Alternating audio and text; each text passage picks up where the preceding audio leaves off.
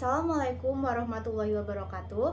Perkenalkan, saya Syaskia Nur Marlinda dengan NPM 2416051091 dari Reguler C. Video ini dibuat untuk UTS mata kuliah Ekonomi Bisnis yang diampu oleh Bapak Muhammad Iqbal Harori, SAB MSI. Selamat menyaksikan. Di pertemuan pertama, kelas ekonomi bisnis membahas kontrak perkuliahan dengan dosen pengampu yaitu Pak Iqbal. Pak Iqbal menerangkan bahwasanya nilai yang kami dapat dihitung dari UTS dengan persentase 35%, UAS 35%, tugas-tugas dan absensi 10%. Pak Iqbal mengatakan bahwa kedepannya pembahasan akan lebih mengarah ke ekonomi makro. Terakhir, sebelum kelas berakhir, Pak Iqbal menyarankan kami untuk mencari berita-berita terupdate seputar bisnis yang referensinya bisa dari YouTube Pontan atau website CNBC dan lain-lain.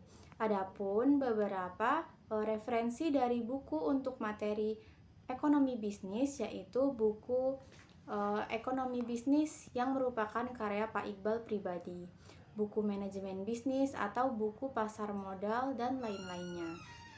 Selanjutnya yaitu pertemuan kedua. Di sini kami berdiskusi mengenai berita terbaru tentang menurunnya kelas menengah di Indonesia yang disampaikan oleh Azarel.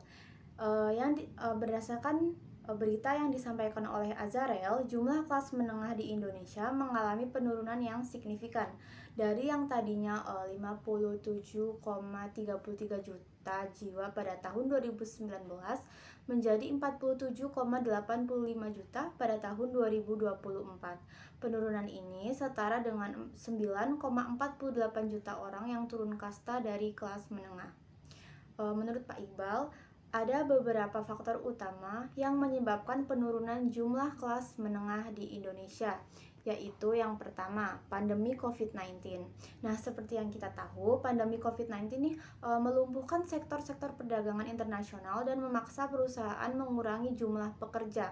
Akhirnya, para kelas menengah yang bergantung pada pekerjaan pun terpaksa berhenti bekerja karena adanya PHK besar-besaran.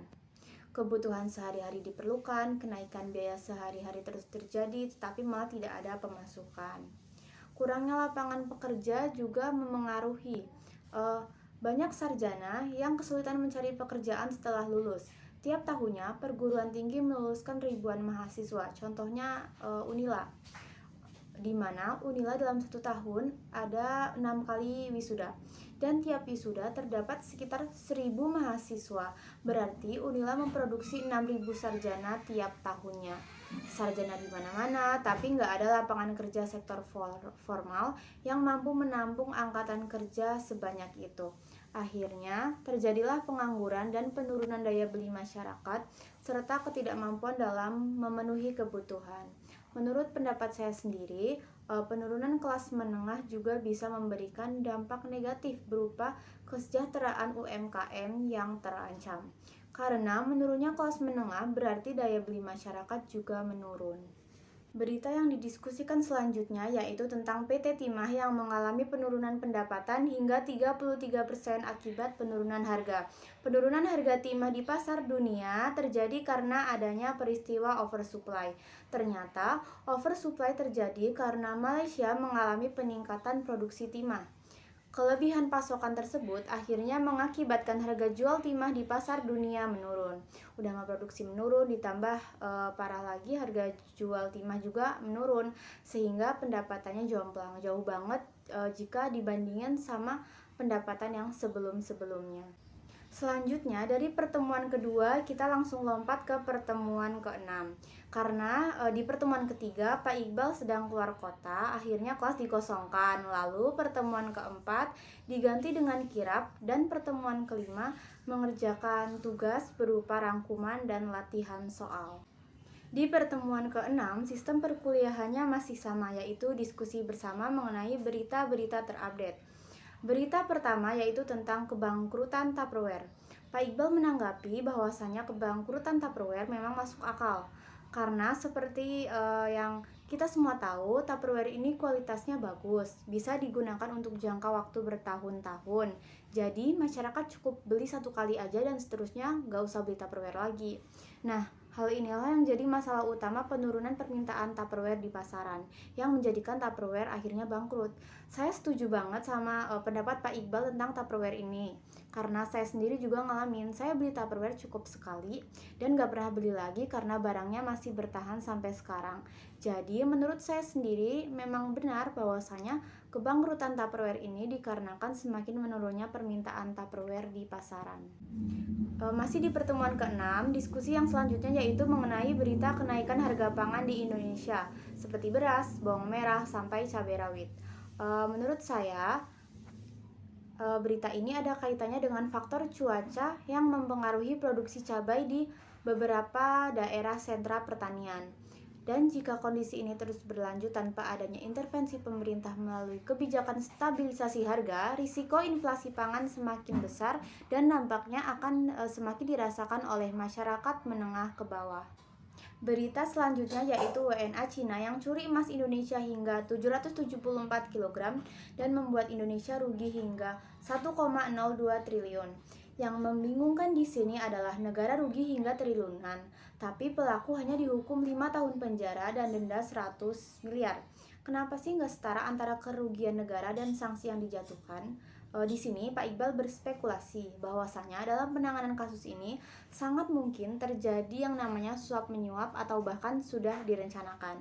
Bisa aja uang 1,02 triliun yang diraup pelaku dibagi-bagi untuk pihak-pihak di balik layar yang ternyata ikut juga melancarkan aksi pelaku. Karena kasus pencurian sebesar ini nggak mungkin terjadi gitu aja. Pasti sudah direncanakan dan ada pihak-pihak yang menampung dan mendistribusikan hasil curian sehingga berjalan lancar dan tidak disadari pemerintah. Dan bisa aja pihak-pihak yang terlibat adalah pemerintah yang tidak bertanggung jawab dan mementingkan keuntungan pribadi.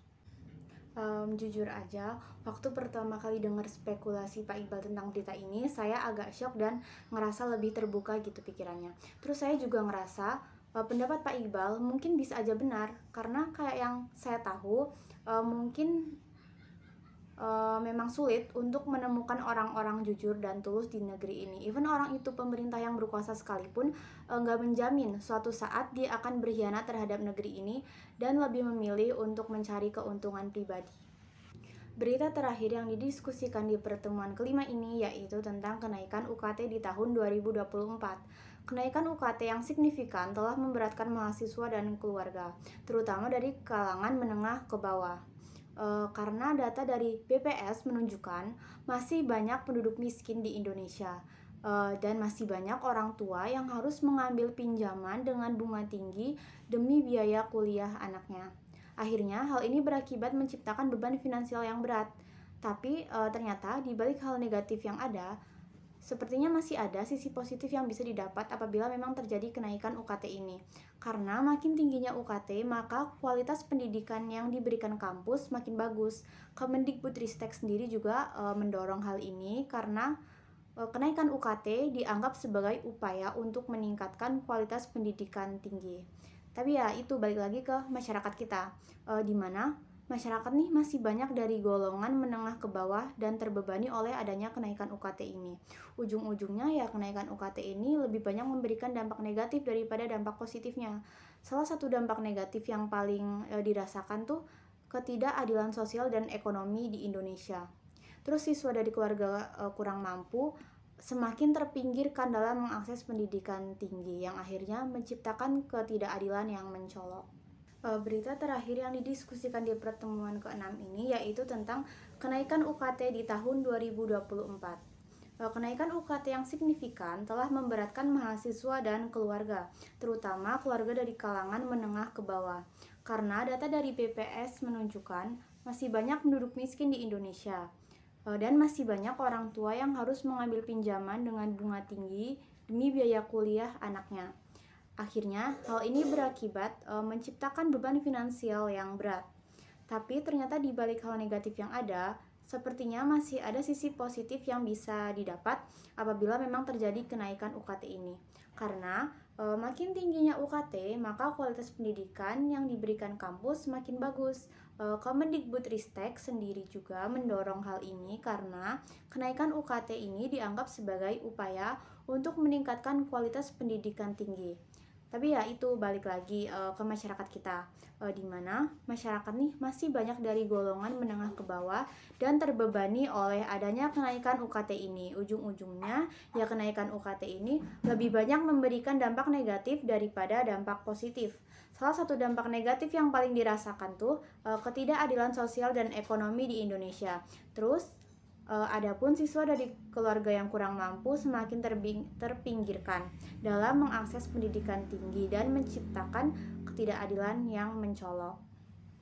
Di pertemuan ketujuh, ada 4 berita yang didiskusikan bersama-sama. Berita pertama yaitu Menperin sebut penjualan batik RI anjlok gara-gara Cina. Memang masuk akal sih kalau anjloknya ekspor batik nih gara-gara Cina, karena kayak yang kita tahu sekarang ini udah banyak batik Cina yang diimpor ke Indonesia. Indonesia sebagai negara yang punya batik malah kebanyakan impor batik dari Cina. Ini masuk akal karena permintaan masyarakat emang tinggi terhadap produk batik Cina ini. Hal yang paling mempengaruhi ini ya jelas dari pemikiran masyarakat, karena masyarakat kita berpikir kayak wah mendingan beli batik Cina aja di toko online, udah mah gampang tinggal pesan, terus harganya lebih murah daripada batik lokal. Padahal batik-batik lokal kita lebih banyak yang bagus, tapi ya itu balik lagi ke pemikiran masyarakatnya. Ya masyarakat kita lebih milih untuk beli produk Cina karena dianggap lebih murah dan bahannya masih mirip-mirip. Nah, saya sendiri setuju sama statement tadi, karena memang pemikiran-pemikiran seperti itu di masyarakat yang menyebabkan penurunan permintaan batik lokal di pasaran dan membuat batik lokal kalah saing di pasaran. Yang selanjutnya yaitu tentang berita krisis yang dihadapi industri baja Cina bisa menjadi malapetaka bagi pasar global termasuk Indonesia. Ternyata setelah saya baca-baca lagi, penyebabnya ini dikarenakan pasokan baja yang berlebih di Cina nggak diimbangi dengan serapan pasar domestik yang optimal. Itu yang saya tangkap dari penjelasan Pak Iqbal. Terus langsung aja ke berita yang selanjutnya yaitu tentang program bagi-bagi makanan gratis Prabowo dinilai bisa menaikkan perekonomian Indonesia hingga 2%.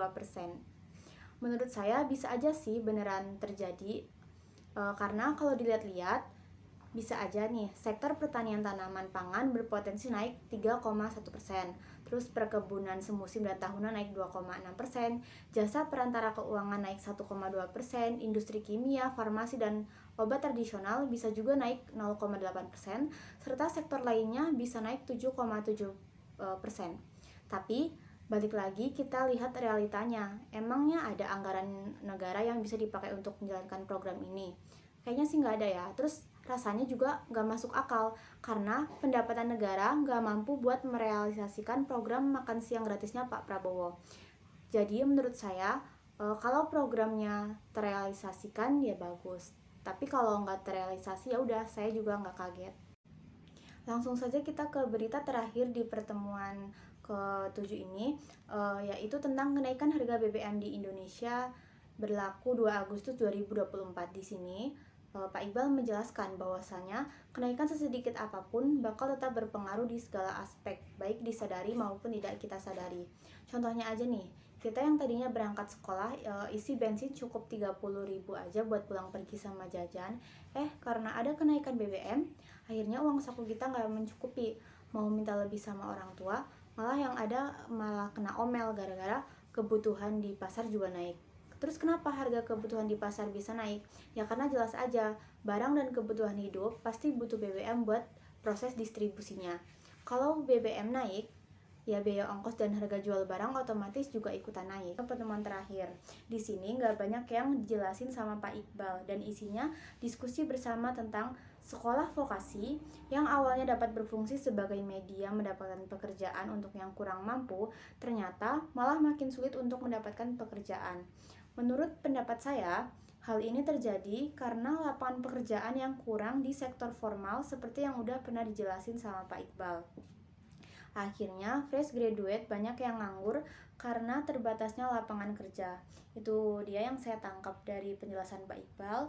Di akhir pertemuan, Pak Iqbal pamitan sama kami dan kelas ekonomi bisnis selesai sampai di situ saja.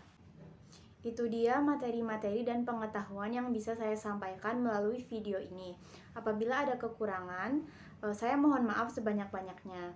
Dan juga saya ucapkan banyak sekali terima kasih kepada Pak Iqbal yang sudah bersedia menjadi dosen pengampu di mata kuliah ekonomi bisnis ini. Saya akhiri. Wassalamualaikum warahmatullahi wabarakatuh.